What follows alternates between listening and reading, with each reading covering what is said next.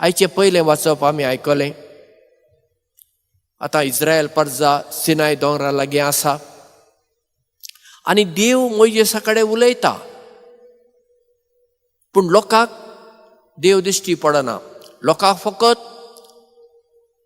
कूप दिश्टी पडटा, उजो दिश्टी पडटा, धुंवर दिश्टी पडटा आनी लोक जाणा देव मोइजेसा कडेन उलयता. देव कितें उलयता मोइजेसा लागीं तें लोकांक आयकूंक येना, पूण मोइजेस देवाक रूप पळयता.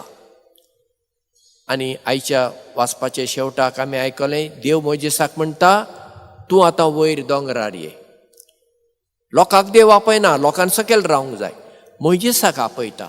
कित्याक मोइजेस देवाक विस्वाशी रावलो. वय ताणें एक पावटी चूक केली, ते खडपाचें उदकाक एक पावटी बडी मार म्हणल्यार खडपार ताणें 2 पावटी मारले आनी देखून देवान ताका शिक्षा दिली. पूण ती एक गजाल सोडली जाल्यार मोइजेस देवाक विस्वाशी रावलो, पूण इस्रायल पर्जा रावूंक ना.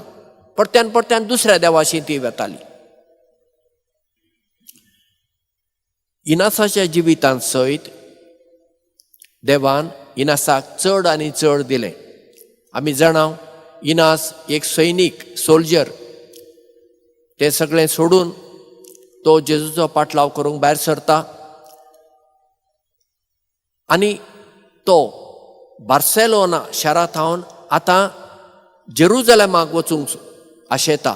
पूण ताचे आदीं तो रोमा शाराक वचून पाप साहेबाक मेळून पाप साहेबाचें बेसांव घेवन मागीर जेरुजलेमाक वचूंक आशेता. आतां बार्सेलोनांत हावन रोमाक वेतलो जाल्यार तुवें तारवाचेर वचूंक जाय.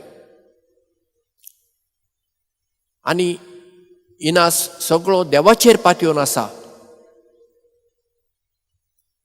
खंयचेच तारवाचे कोपीत ताका घेवंक तयार नात, कित्याक ताजे लागीं दुडू नात.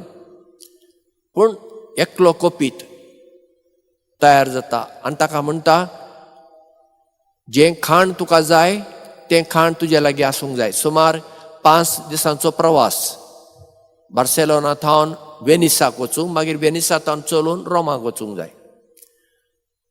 इनास निर्शेता आनी आपल्या कन्फेसर म्हणजे कुमसार जाल्यार पाद्री कडेन वचून विचारता, आतां हांव कितें करूं? कोपीत म्हणटा, तुजे लागीं खाण आसूंक जाय, तेन्नाच हांव तुका तारवाचेर घेतां. तेन्ना ताजो आत्मीक गुरू ताका म्हणटा, तूं खाण घे, ती देवाची खुशी. इनास म्हणटा, बरें.